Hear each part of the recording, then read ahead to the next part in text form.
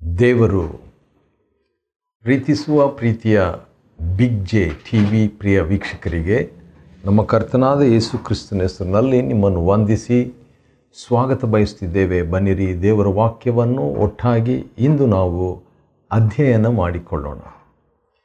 ಇಂದಿನ ನಮ್ಮ ಅಧ್ಯಯನ ಶ್ರೀ ಲೂಕನು ಬರೆದ ಸುವಾರ್ತೆ, the gospel according to Saint Luke. Gospel according to Luke, chapter 11. ಲೂಕ 11ನೇ ಅಧ್ಯಾಯ. 11ನೇ ಅಧ್ಯಾಯ ಲೂಕ 11, ಅದರಲ್ಲಿ 1ರಿಂದ 28 ವಚನಗಳನ್ನು ವಿಭಾಗಿಸಿ 2 ಭಾಗವಾಗಿ ಅಧ್ಯಯನ ಮಾಡಿಕೊಳ್ಳೋಣ. ಲೂಕನ ಬರೆದ ಸುವಾರ್ತೆ 11, 1ರಿಂದ 28. ಈ ವಾಕ್ಯ ಭಾಗದಲ್ಲಿ ದೇವರ ಅಂದರೆ ತಂದೆ ದೇವರ ಪ್ರೀತಿಯ 11 ಪ್ರಕಟಣೆಗಳನ್ನು ನೋಡಿಕೊಳ್ಬೋದು. 11 ಎಕ್ಸ್ಪ್ರೆಷನ್ಸ್ ಆಫ್ ಫಾದರ್ಸ್ ಲವ್. ತಂದೆ ಪ್ರೀತಿಯ 11 ಪ್ರಕಟಣೆಗಳಂದರೆ ವಿವಿಧ ರೀತಿಯಲ್ಲಿ ಅದು ಪ್ರಕಟಿಸಿಕೊಳ್ತಾ ಇದೆ. ತಂದೆಯ ಪ್ರೀತಿ ಕಾಣಿಸಿಕೊಳ್ತಾ ಇದೆ ವಿವಿಧ ರೀತಿಯಲ್ಲಿ, ವಿವಿಧ ಕ್ಷೇತ್ರದಲ್ಲಿ, ವಿವಿಧ ದಿಕ್ಕಿನಲ್ಲಿ ತಂದೆಯ ಪ್ರೀತಿ ಪ್ರಕಟವಾಗಿದ್ದನ್ನು ಲೂಕ 11, 1ರಿಂದ 28 ವಚನಗಳಲ್ಲಿ ನಾವು ನೋಡಲಿಕ್ಕಿದ್ದೇವೆ. ಭಾಳ ಎಕ್ಸೈಟಿಂಗ್ ಆಗಿರುವಂಥ ಒಂದು ಅಧ್ಯಯನ ಮತ್ತು ತಂದೆಯ ಪ್ರೀತಿ ಯಾವ ರೀತಿಯಾಗಿ ಆ ಪ್ರೀತಿಯನ್ನು ತಂದೆ ಪ್ರಕಟಿಸಿದ್ದಾರೆ ಎಂಬುದನ್ನು ನಾವು ನೋಡಿಕೊಂಡು ಆತನಿಗೆ ಕೃತಜ್ಞತೆ ಉಳ್ಳವರಾಗಿ ಇರೋಣ. ಬನ್ನಿರಿ, ಲೂಕ 11, ಲೂಕ್ಸ್ ಗಾಸ್ಪಲ್ ಚಾಪ್ಟರ್ 11. ಮೊದಲನೇ ವಚನದಲ್ಲಿ ನಾವು ನೋಡುವಾಗ ತಂದೆಯ ಪುತ್ರನನ್ನು ನಾವು ನೋಡ್ತಿದ್ದೇವೆ. ದಿ ಫಾದರ್ಸ್ ಸನ್.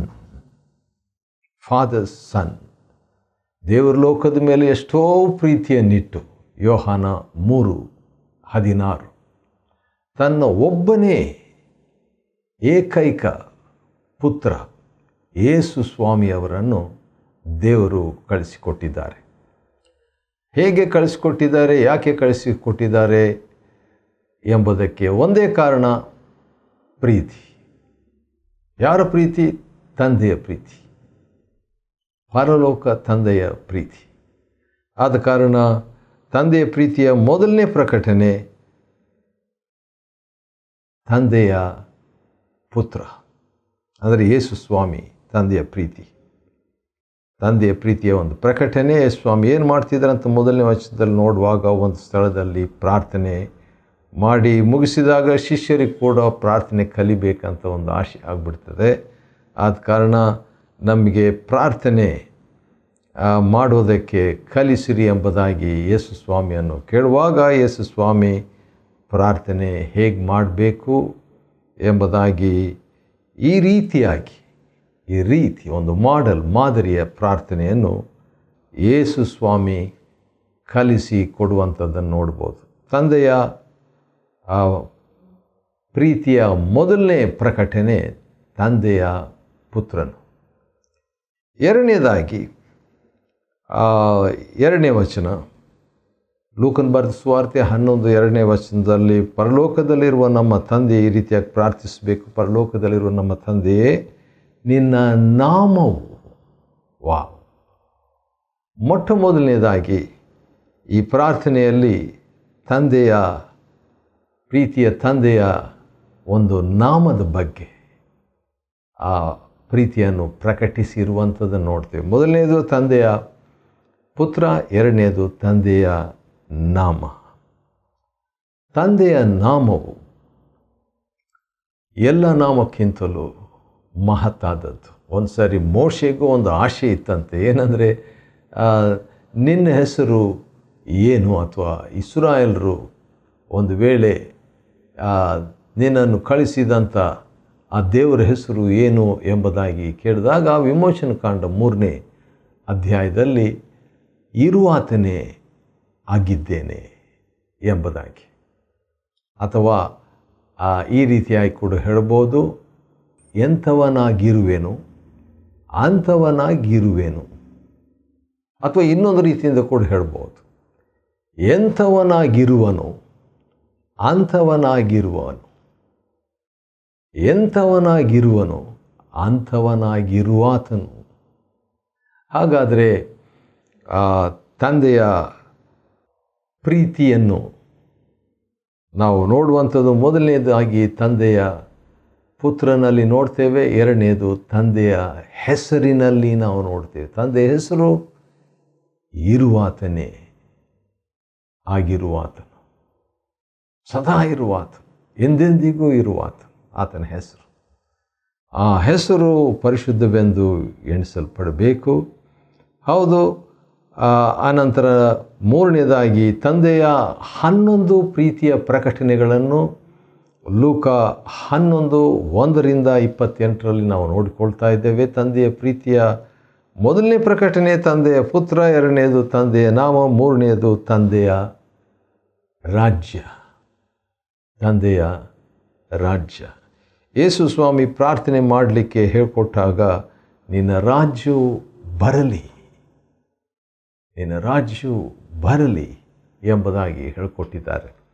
ಹಾಗಾದರೆ ತಂದೆಯ ರಾಜ್ಯ ಕೂಡ ಪ್ರೀತಿಯ ಒಂದು ಪ್ರಕಟಣೆಯಾಗಿದೆ. ತಂದೆ ನಮಗೋಸ್ಕರವಾಗಿ ರಾಜ್ಯವನ್ನು ಸಿದ್ಧ ಮಾಡುವುದರ ಬಗ್ಗೆ ಲೂಕನ ಬರೆದ ಸುವಾರ್ತೆ 12ನೇ ಅಧ್ಯಾಯ 32ನೇ ವಚನದಲ್ಲಿ ಈ ರೀತಿಯಾಗಿ ಒಂದು ಮಾತು, ಚಿಕ್ಕ ಹಿಂಡೆ ಭಯಪಡಬೇಡ, ಯಾಕೆಂದರೆ ನಿಮಗೆ ತನ್ನ ರಾಜ್ಯವನ್ನು ಕೊಡುವುದಕ್ಕೆ ತಂದೆಯು ಸಂತೋಷವುಳ್ಳವರಾಗಿದ್ದಾರೆ ಎಂಬ ಮಾತು. ಆದ ಕಾರಣ ತಂದೆಯ ಪ್ರೀತಿಯ ಮೂರನೇ ಪ್ರಕಟಣೆ, third expression of father's love is father's kingdom, ತಂದೆಯ ರಾಜ್ಯ.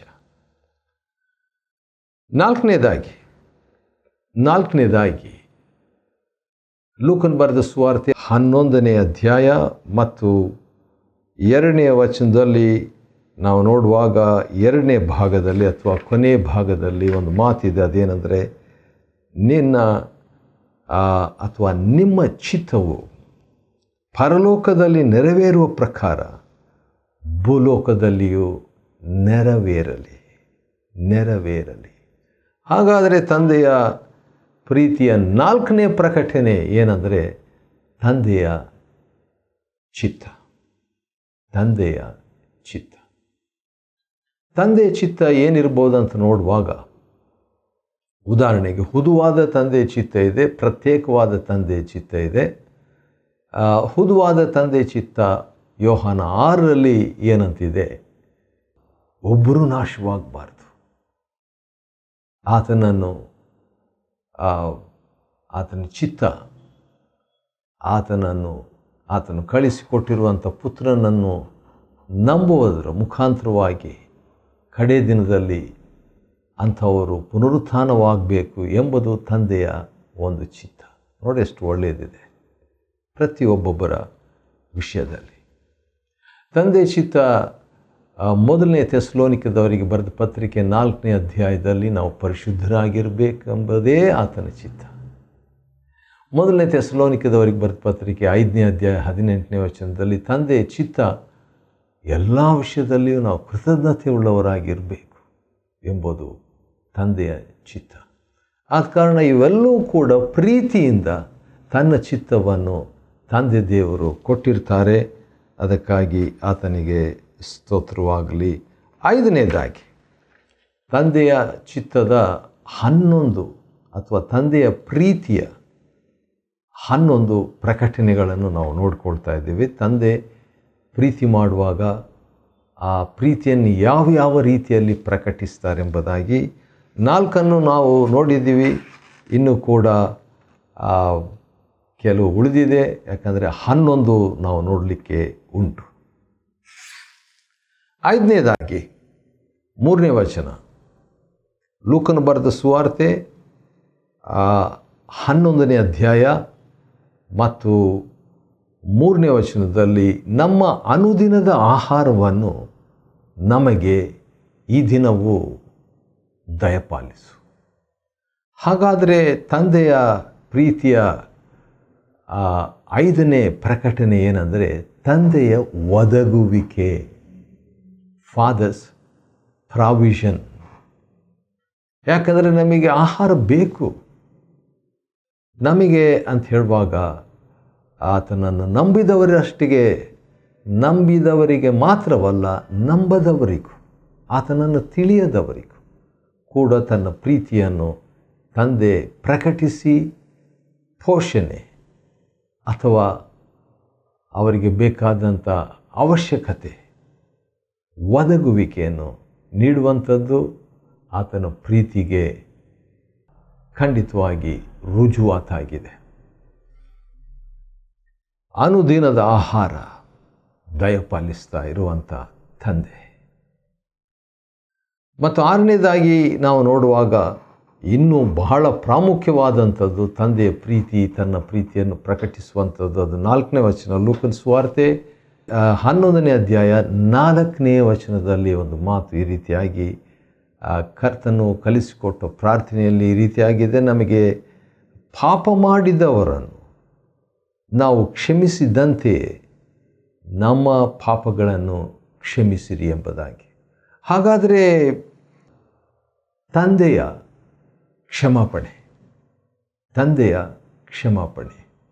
ಕ್ಷಮಾಪಣೆ ಬಹಳ ಪ್ರಾಮುಖ್ಯವಾದದ್ದು. ಅದು ತಂದೆ ನಮಗೆ ಒದಗುವಾಗ ಪರಲೋಕದಲ್ಲಿ ಸಂತೋಷ, ನಮ್ಮ ಮನದಲ್ಲಿ ಸಂತೋಷ, ಇತರರಿಗೂ ಸಂತೋಷ. ಆದ ಕಾರಣ ಆ ಕ್ಷಮೆಗೆ ಬಹಳ ಶಕ್ತಿ ಇರುವಂಥ ಒಂದು ಸಾಮರ್ಥ್ಯವನ್ನು ಯೇಸು ಕರ್ತನು ತನ್ನ ಸಾಮ್ಯಗಳಲ್ಲಿ, ಬೋಧನೆಗಳಲ್ಲಿ ಮತ್ತು ಇತರರನ್ನು ಪ್ರಾಯೋಗಿಕವಾಗಿ ಕ್ಷಮಿಸುವುದರಲ್ಲಿ ಕಾಣಬಹುದು. ಅಂದ ಹಾಗೆ ಲೂಕನು ಬರೆದ ಸುವಾರ್ತೆ 11ನೇ ಅಧ್ಯಾಯ 1ರಿಂದ 28 ವಚನಗಳನ್ನು ಧ್ಯಾನ ಮಾಡ್ತಾ ಇದ್ದೇವೆ. ಅದರಲ್ಲಿ ತಂದೆಯ ಪ್ರೀತಿಯ 11 ಪ್ರಕಟಣೆಗಳನ್ನು ನೋಡಿಕೊಳ್ಬೋದು. ಈಗಾಗಲೇ 6 ನಾವು ನೋಡಿಕೊಂಡಿದ್ದೀವಿ. ತಂದೆಯ ಪ್ರೀತಿಯ ಪ್ರಕಟಣೆ, ಕ್ಷಮೆ ಅಥವಾ ಕ್ಷಮಾಪಣೆ. 7ನೇದರಲ್ಲಿ ಅದೇ ಕರ್ತನು ಕಲಿಸಿಕೊಟ್ಟು ಪ್ರಾರ್ಥನೆ ಕೊನೆ ಭಾಗಕ್ಕೆ ನಾವು ಬಂದಿದ್ದೇವೆ. ಲೂಕ 11:4ನೇ ವಚನದ 2ನೇ ಭಾಗದಲ್ಲಿ ನಮ್ಮನ್ನು ಶೋಧನೆ ಒಳಗೆ ಸೇರಿಸದೆ ಕೇಡಿನಿಂದ ನಮ್ಮನ್ನು ತಪ್ಪಿಸು. ನಮ್ಮನ್ನು ಶೋಧನೆಯೊಳಗೆ ಸೇರಿಸದೆ ಕೇಡಿನಿಂದ ನಮ್ಮನ್ನು ತಪ್ಪಿಸು ಎಂಬುದಾಗಿ ಹೇಳಿರುವಂಥ ಈ ಪ್ರಾರ್ಥನೆಯಲ್ಲಿ ತಂದೆಯ ಬಿಡುಗಡೆ, ಬಿಡಿಸು, ನಮ್ಮನ್ನು ತಪ್ಪಿಸು, ಕೇಡಿಂದ ನಮ್ಮನ್ನು ತಪ್ಪಿಸು ಅಂತ ಹೇಳಿ ನೋಡುವಾಗ ನಮ್ಮ ಬಿಡುಗಡೆಯನ್ನು, ಅವರ್ ಡೆಲಿವರೆನ್ಸ್, ಫಾದರ್ಸ್ ಡೆಲಿವರೆನ್ಸ್. ಹೌದು, ತಂದೆ ದೇವರು ನಮಗೆ ಬಿಡುಗಡೆಯನ್ನು ಉಂಟು ಮಾಡುವ ಮಹಾದೇವರು. ಹಳೆ ಒಡಂಬಡಿಕೆಯಲ್ಲಿ ಆಗಲಿ, ಹೊಸ ಒಡಂಬಡಿಕೆಯಲ್ಲಿ ಕ್ರಿಸ್ತನ ಮುಖಾಂತರವೇ ಆಗಲಿ, ಈ ಬಿಡುಗಡೆಯನ್ನು ನಾವು ಅನುಭವಿಸುವಂತೆ ಧಾರಾಳ ಮನಸ್ಸಿನಿಂದ, ಪ್ರೀತಿಯ ಮನಸ್ಸಿನಿಂದ ದೇವರು ಈ ಬಿಡುಗಡೆಯ ಅನುಭವ ನಮಗೆ ಕೊಟ್ಟಿದ್ದಾರೆ. ಆತ ನಾಮಕ್ಕೆ ಸ್ತೋತ್ರವಾಗಲಿ. ಹೌದು, ಈಗ ಆ ಒಂದು ಬಿಡುಗಡೆಯ ವಿಷಯದಲ್ಲಿ ಮಾತನಾಡ್ತಾ ಲೂಕನ ಸುವಾರ್ತೆ 11ನೇ ಅಧ್ಯಾಯ 5ನೇ ವಚನದಿಂದ 13ನೇ ವಚನದವರೆಗೆ ಒಂದು ಸಾಮ್ಯ ರೂಪದಲ್ಲಿ ನಿಮ್ಮಲ್ಲಿ ಒಬ್ಬ ಸ್ನೇಹಿತನಿದ್ದಾನೆ. ಆ ಸ್ನೇಹಿತನಿಗೆ ಮಧ್ಯರಾತ್ರಿಯಲ್ಲಿ ಹೋಗಿ ತನ್ನ ಸ್ನೇಹಿತನ ಹತ್ರ ಇನ್ನೊಬ್ಬ ದೂರದಿಂದ ಪ್ರಯಾಣ ಮಾಡಿ ಬಂದಂಥ ಸ್ನೇಹಿತನಿಗಾಗಿ 3 ರೊಟ್ಟಿ ನನಗೆ ಸಾಲವಾಗಬೇಕು ಎಂಬಂಥ ಒಂದು ಸಾಮ್ಯವನ್ನು ಹೇಳಿಬಿಟ್ಟು ಯೇಸು ಸ್ವಾಮಿ ಬೋಧನೆಯಲ್ಲಿ ಕೇಳಿಕೊಳ್ಳಿರಿ ನಿಮಗೆ ಕೊಡಲಾಗುವುದು, ಹುಡುಕಿರಿ ನಿಮಗೆ ಸಿಗುವುದು, ತಟ್ಟಿರಿ ನಿಮಗೆ ಬಾಗಿಲು ತೆರೆಯಲಾಗುವುದು ಅಂತ ಹೇಳಿಬಿಟ್ಟು ಅನಂತರ ಕನ್ಕ್ಲೂಷನ್, ಅದನ್ನು ಮುಕ್ತಾಯದ ಒಂದು ಮಾತಿನಲ್ಲಿ ಹೇಳುವಾಗ ಯಾಕೆ ಇವೆಲ್ಲ ಹೇಳ್ತಿದ್ದಾರೆ, ಯಾಕೆ ಕೇಳೋದ್ರ ಬಗ್ಗೆ, ಹುಡುಕೋದ್ರ ಬಗ್ಗೆ, ತಟ್ಟೋದ್ರ ಬಗ್ಗೆ ಎಲ್ಲ ಹೇಳ್ತಿದ್ದಾರೆ. ಯಾವ ರೀತಿಯಾಗಿ ಒಬ್ಬ ಸ್ನೇಹಿತನು ಹೋಗಿ ಬಾಗಿಲು ತಟ್ತಾ ಇರ್ತಾನೆ ಕೊಡೋ ತನಕ. ಸ್ನೇಹಿತನು ಬೇಸರ ಪಟ್ಕೊಂಡು ಕೊಟ್ಬಿಡ್ತಾನೆ 3 ರೊಟ್ಟಿ 4 ರೊಟ್ಟಿ ಏನೋ. ಆದರೆ ತಂದೆ ಹಾಗಲ್ಲ, ಪ್ರೀತಿಯಿಂದ ಕೊಡುವ ತಂದೆ.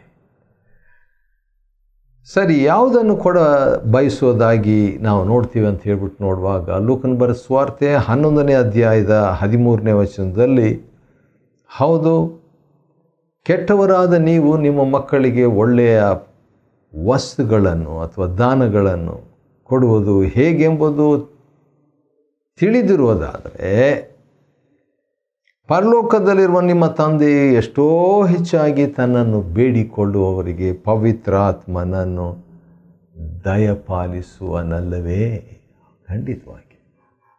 ಖಂಡಿತವಾಗಿ. ಹಾಗಾದರೆ ತಂದೆಯ ಪ್ರೀತಿಯ ಪ್ರಕಟಣೆಗಳಲ್ಲಿ 8ನೇದು ಏನಂತ ಹೇಳಿದರೆ, ತಂದೆ ಪವಿತ್ರಾತ್ಮನನ್ನು ಕೊಡುವಂಥದ್ದು. ಪುತ್ರನನ್ನು ಕೊಟ್ಟಾಯಿತು, ಈಗ ಪವಿತ್ರಾತ್ಮನನ್ನು ಕೊಟ್ಟಾಯಿತು, ಬಿಡುಗಡೆಯನ್ನು ಕೊಟ್ಟಾಯಿತು, ಕ್ಷಮೆಯನ್ನು ಕೊಟ್ಟಾಯಿತು, ಒದಗುವಿಕೆಯನ್ನು ಕೊಟ್ಟಾಯಿತು. ಈ ರೀತಿಯಾಗಿ ಕೊಡುವ ದೇವರು ತಂದೆ ದೇವರು. ಈಗ ಪವಿತ್ರಾತ್ಮನನ್ನೇ ದಯಪಾಲಿಸುವುದರ ಬಗ್ಗೆ ಯೇಸು ಸ್ವಾಮಿ ತನ್ನ ಬೋಧನೆಯಲ್ಲಿ ಲೂಕ 11 ಮತ್ತು 13ನೇ ವಚನದಲ್ಲಿ ಅದು ಹೇಳಲಾಗಿದೆ. ಅನಂತರ ನಾವು ನೋಡುವುದಾದರೆ 20ನೇ ವಚನಕ್ಕೆ ನಾವು ಹೋಗೊಂಡ್ರೆ, ಯಾಕಂದರೆ ಯೇಸು ಸ್ವಾಮಿ ಒಬ್ಬ ಮೂಕ ದೆವ್ವ ಹಿಡಿದಂಥ ಒಬ್ಬ ವ್ಯಕ್ತಿಗೆ ಬಿಡುಗಡೆಯನ್ನು ನೀಡಿದಾಗ ಅಲ್ಲಿರುವಂಥ ಕೆಲವು ಧಾರ್ಮಿಕ ನಾಯಕರು ಏನಂತ ಮಾತಾಡ್ಕೊಳ್ತಾರೆ ಅಂತ ಹೇಳಿದರೆ, ಇವನು ದೆವ್ವಗಳ ಅಧಿಪತಿಯಾದ ಬೆಲ್ಜೆಬೂಲನಿಂದ ದೆವ್ವಗಳನ್ನು ಬಿಡಿಸ್ತಾನೆ ಎಂಬುದಾಗಿ ಹೇಳ್ತಾ ಇರುವಾಗ ಯೇಸು ಸ್ವಾಮಿ ಒಂದು ಚಿಕ್ಕ ಸಾಮ್ಯವನ್ನು ಅವರಿಗೆ ಹೇಳಬೇಕಾಯಿತು. ಹೌದು, ತನಗೆ ತಾನೇ ವಿರೋಧವಾಗಿ ವಿಭಜಿಸಿಕೊಳ್ಳುವ ಪ್ರತಿಯೊಂದು ರಾಜ್ಯವು ಹಾಳಾಗುವುದು ಅಂತ ಹೇಳಿಬಿಟ್ಟು 20ನೇ ವಚನದಲ್ಲಿ ಸ್ಪಷ್ಟಪಡಿಸುವಂಥ ಒಂದು ಮಾತು ಭಾಳ ಚೆನ್ನಾಗಿದೆ. ಲೂಕ 11:20ನೇ ವಚನದಲ್ಲಿ, ಆದರೆ ನಾನು ದೇವರ ಬಲದಿಂದಲೇ ದೆವ್ವಗಳನ್ನು ಬಿಡಿಸೋದಾಗಿ ಯೇಸು ಸ್ವಾಮಿ ಹೇಳ್ತಿದ್ದಾರೆ. ಹೇಗೆ ಯೇಸು ಸ್ವಾಮಿ ಬಿಡಿಸ್ತಾ ಇದ್ದರು ಅಥವಾ ದೆವ್ವ ಬಿಡಿಸ್ತಾ ಇದ್ರು ಎಂಬುದಾಗಿ ನೋಡುವಾಗ, ಬೇಲ್ಜೆಬೂಲನಿಂದ ಅಂತ ಹೇಳ್ಬಿಟ್ಟು ವೈರಿಗಳು ಟೀಕಿಸಿದಾಗ ಯೇಸು ಸ್ವಾಮಿ ಇಲ್ಲ, ದೇವರ ಬಲದಿಂದಲೇ. ಹಾಗಾದರೆ ತಂದೆಯ ಶಕ್ತಿಯ ಬಗ್ಗೆ ನಾವು ನೋಡ್ತೀವಿ. ತಂದೆಯ ಆತ್ಮನ ಅಥವಾ ಪವಿತ್ರ ಆತ್ಮನ ತಂದೆಯ ಶಕ್ತಿ ಬಗ್ಗೆ ನಾವು ನೋಡ್ತಾ ಇದ್ದೇವೆ. ಇನ್ನೂ ಕೂಡ 2 ವಿಷಯಗಳನ್ನು ನಾವು ನೋಡಬೇಕು.